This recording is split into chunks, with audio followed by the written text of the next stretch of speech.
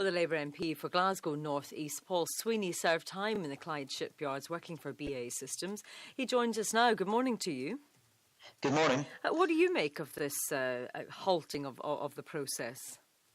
Well, I'd warned from the outset as a member of the All-Party Parliamentary Group for Shipbuilding and Ship Repair that the Type 31 programme as set out by the Ministry of Defence was problematic because it goes back essentially to the bad old days of cutthroat competition that we saw in the 1990s in the Type 23 programme when the Clyde was pitted against Tyneside bidding for it.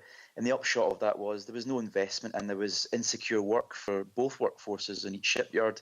What we need to do is do what we did for the last 10, 15 years, which was ensure there's a guaranteed pipeline of work for one shipyard so then the shipyard has confidence to invest in world-class plant machinery processes and skill up the workforce so that they're able to build the ship competitively. But it's not exactly what the MOD didn't want, because it didn't want the monopoly that BAE Systems had, and this contract was to ensure sort of, even awarding of work across UK yards if that was the case. Well, that was their vision, but unfortunately there simply isn't the capacity in UK shipbuilding now to sustain that sort of competition. You need to pick a winner essentially, and you need to invest in a consolidated site. It's almost like having an Airbus-style approach to shipbuilding, where you have consistent workflow coming through one facility, so it can get the benefit of learning curves and sustained production over a long-term period, so it gets as efficient as possible. That's the only way to achieve that. So what the MOD want to try and do is they want to build Type 26 consistently, which is the higher-end ship, the anti-submarine vessel, and that will be built on the Clyde, and it will be built right through to the 2030s. The Clyde will be at capacity. Certainly the Upper Clyde yards at Govan and Scotstoun will be at capacity throughout that period. The Type 31 programme was a new project which was going to be built at the same time as Type 26, and they still envisaged doing that. But not necessarily at the Clyde, though. No, that's correct, because the Clyde would be at capacity. So there's going to be a competition opened up, and the Clyde had teamed up with Camel Laird's and Merseyside to bid for the work. And also Babcock's had put forward a bid which could be at Rosyth and Appledore in North Devon, which are the two Babcock yards. But what really the MOD need to do is pick a build approach with one of those consortiums and focus on getting that bid right. Because otherwise, simply leaving it up to industry to come up with a price tag of $250 million per ship is never going to work.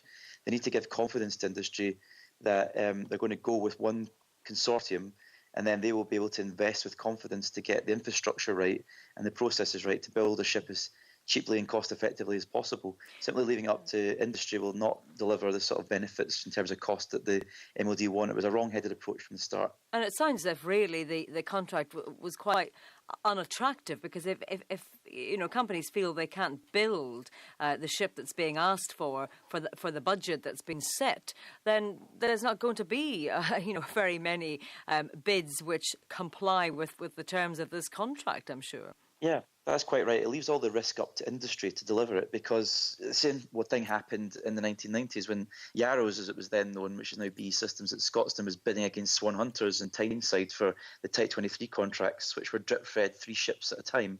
What you had was the shipyard was unable to invest in the new facilities to build Type 23 most effectively, and also the workforce didn't know year in, year out whether they were going to have jobs or not, and that's a really unsustainable position to have British industry operating. And surely no company is going to take the risk of investing to get match fit to build it when they don't know whether they're going to ever get the work.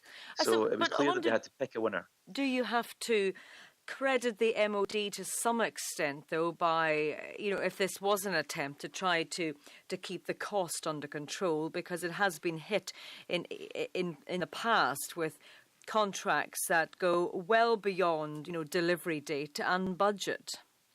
Yes, it's a fair objective to try and reduce the cost of shipbuilding, but unfortunately they've actually picked an approach through this kind of competition effort that's actually militated against it. What you have to do is team up with industry and offer them security of supply, and then by doing that, they will then be in a position of confidence to invest to get match fit. It's like I say, the Airbus-style approach where the wing factory for Airbus in North Wales always knows it's going to be building the wings for Airbus, so they'll invest billions of pounds to make sure that they can do it as cost effectively as possible. You need the same for shipbuilding. You need to give one shipyard security that they know they're going to be building Type 31 forever, and they'll invest to make sure they can build it most cost effectively. But that's a difficult thing to do politically, isn't it? Because that effectively means, cutting work off and possibly leading to job losses or closures of yards elsewhere in the UK. If that situation was facing the Clyde, you would be up in arms about that. So, I suppose this is the problem, isn't it, where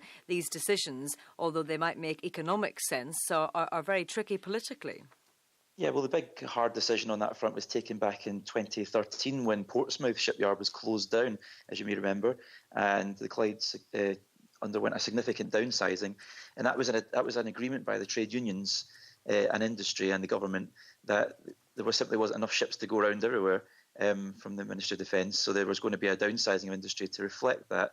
But when the upshot of that was the industry would then invest to get world class to build the ships that we can build most effectively. And that's why the Clyde was downsized.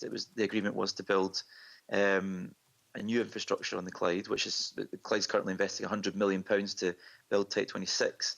But now we need to see a similar sort of agreement happen with Type 31.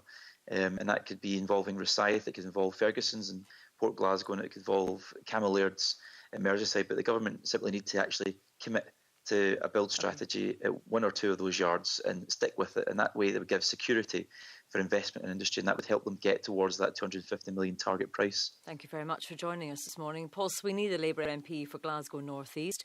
We did request an interview with the Ministry of Defence, but no one was available to speak to us this morning.